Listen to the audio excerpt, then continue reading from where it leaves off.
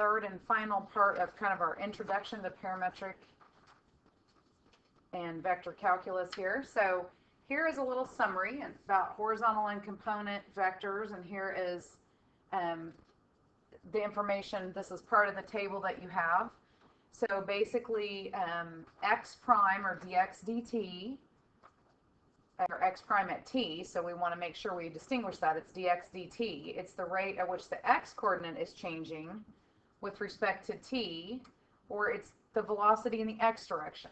So dy dt is the similar thing in the vertical direction. Okay, so it's actually sometimes a little bit easier even to do these with parametric, because you're just dealing with each part separately and just doing each derivative and putting them together. So the s vector is typically what we use, and we use s for position, and so it's simply made up of x of t and y of t, two functions both in terms of t.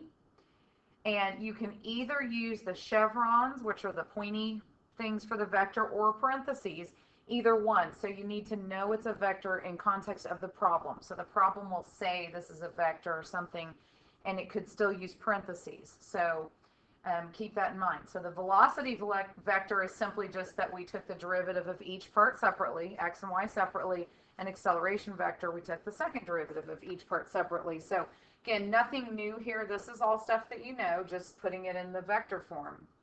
So if we talk about dy dx, that has never changed. Dy dx is the rate of change, or the slope of your tangent line at any particular point x, y. So that has not changed. The only thing that's different is that we have kind of a formula for dy dx, which is to take dy dt over dx dt. The second derivative is still the rate of change of the slope, still the same thing that it's always been. That is not any different. But when we do the second derivative, we just remember we take the derivative of the first derivative, and then we then divide it by dx dt. That's the big change that's a little different, but that's not a big deal, and a small part of all of this. If you want to find the speed of a particle, it means you want to find the magnitude, length, norm. All of those things are basically saying the same thing. So it might be absolute value of velocity, it might say norm, might say magnitude. I mean, all of those things are basically the same thing, and it's essentially the Pythagorean theorem. So you should kind of know that from what you've done in physics. When you have some position or some place, you've got a y component and you have an x component, and if you were wanting to add those together, you would simply shift over that y component, and then you would be looking for this magnitude right there, which is just the Pythagorean theorem. The x change with respect to t squared plus the y change with respect to t squared, and square root it. So again, not anything new, just make sure you understand norm, speed, magnitude, length, all that's basically the same thing. If I want the length of the arc, or the total distance traveled, so now we might have a particle traveling in the plane, and it's not traveling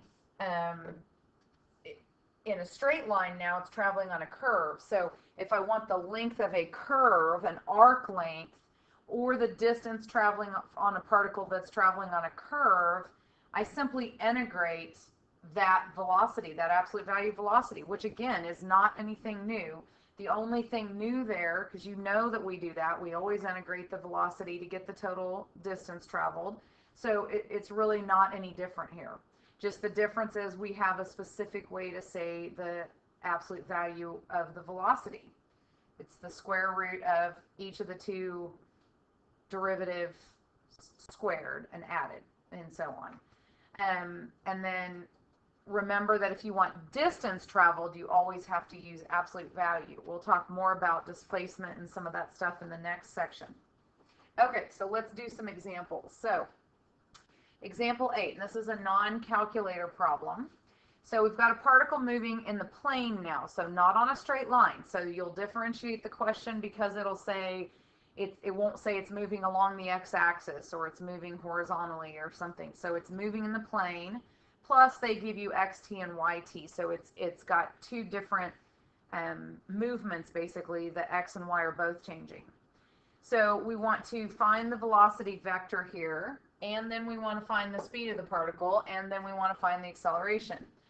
Okay, so let's first go with A here. So let's find the velocity vector at t equals 1. Well, the velocity vector of t is going to simply be taking the derivative, because those are both position vectors. So we just simply take the derivative of each one separately. So the x derivative is 3t squared plus 8t, and then comma, and the derivative for y, 4t cubed minus 3t squared. So there's our velocity vector. But they want us to specifically find what's the velocity at 1. And so the velocity at 1, we just plug 1 in, and that's super easy. That's 11, 1. So there is your velocity vector at time t equals 1. So that's super simple. So let's do B. B says now let's find the speed at time t equals 1. So now we want to find the norm, the absolute value, the whatever you want to call it, and we want to evaluate it at 1. Well, to do that, we're just simply going to take each of the derivatives of the x and the y, so that would be already done. We've already done that here. Here's your derivative of the x component and the y component, and then we would square them both, add them up, square root them, and we need to evaluate it at 1. Well, I've already evaluated it at 1 right here. So all I have to do is, this is just going to be 11 squared plus 1 squared, because this is dx dt evaluated at 1 and then squared. And the other one's dy dt evaluated at 1 squared. So we've already done part of the work there. So the question could have started here, and you would have simply found the velocity vector first and then plugged in 1. And then use the formula. So our answer here is the square root of 122. And we would just leave that. The only reason to change that to a decimal is if it was multiple choice and you're trying to figure out where it matches or something like that, which it's not going to be, though, if this is a non-calculator problem. So that would be the answer. And then C says, let's find the acceleration vector. Well, the acceleration vector is going to equal the derivative of the velocity. And so all we're going to do is simply take the derivative of each of those components. So we're going to get 6t plus 8 and 12t squared minus 6t. Looking right up there, it's what's circled in the red are the two components of the velocity vector. And then they wanted us to give what is the acceleration at time 1, so we simply plug 1 in and we get 14, 6. So there's your acceleration vector. So really pretty simple. Just need to know how to deal with the formulas a little bit, but actually almost easier than the others. Okay, so example 9, oops, went the wrong way. Example 9, a non-calculator problem again. It's saying it's moving in a plane, so that's telling you that we have to deal with this, with parametric.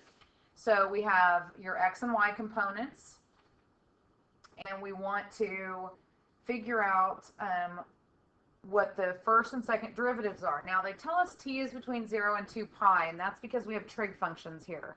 So remember, when you give your answers, there are many answers when you answer when a trig function can equal such and such value, and so we have to have a place for that. So dy dx, the formula for dy dx is simply to take y prime of t divided by x prime of t, and that's what we did in the previous videos. So all we have to do is take the derivatives of each part separately. So if we look at y and we take its derivative, the derivative of 1 would be 0. The derivative of sine is cosine, so we'll get negative 2 cosine t over. Now take the derivative of the x component, so square root of 3 is 0. Derivative of cosine is minus sine, so you'll get minus a minus, which is plus 4 sine t. Now you can leave it, or you can change that if you wanted to. You could simplify that some, but we could just leave it too. I mean, so the main reason to simplify it would be if we were trying to match it to something. So we might want to say, okay, it's just minus cosine t over 2 sine t, or negative 1/2 cotangent t. So again, only reason to bother to simplify is if you're trying to match it to something here, because there's no reason for us to do it right now. So let's go ahead and find the second derivative. Well, the second derivative is simply to take the first derivative, dy dx, the one we just found, and divide it by dx dt, which we found earlier right here. So we already know dx dt, so we just stick that in the bottom. Now, dy dx, well, now we have a reason that we might have wanted to go through and simplify it, because we need to take the derivative. Well, this would not be as easy. This would not be as easy. I'd have to use quotient rule. So definitely, here's the form we want it in. So at this point is probably where I would have said, oh yeah, let's simplify that a little bit, because I got to take the derivative again. So all we do is take the derivative of this previous derivative. So we get, let's see, it's negative 1/2 cotangent. So derivative of cotangent is minus cosecant. So minus a minus gives me a plus, and I'll get cosecant t. And then I divide it by the dx dt that we had, which is 4 sine t. We just found that in the previous problem there. And then I've got this written wrong. I want to take the derivative, not dy dx, but the derivative of, with respect to x, of dy dx. So I've got to take the derivative, I better write that right, the derivative of the previous derivative, but then I still have to divide it by dx dt. So that's the difference there. So when we go through this, since again, if you don't need to simplify it, don't simplify it. So scan answers, see if you need to do anything to this. But 1/2 divided by 1/4 would be 1/8. And then, oh, and I didn't write cosecant squared. Derivative of cotangent is minus cosecant squared t. So we have cosecant squared, which is 1 over sine squared. So actually we could write this as 1/8 sine cubed, because I already had a sine down there. Or it could be 1 over 8 cosecant cubed t. So any of those things might be the way it's written. Any of those answers is fine. You just, again, only worry about simplifying if you're matching. Okay, part B says that the path of the particle intersects the x-axis twice. So we want to write an expression to show what the distance traveled would be between those two intercepts, and we don't evaluate this.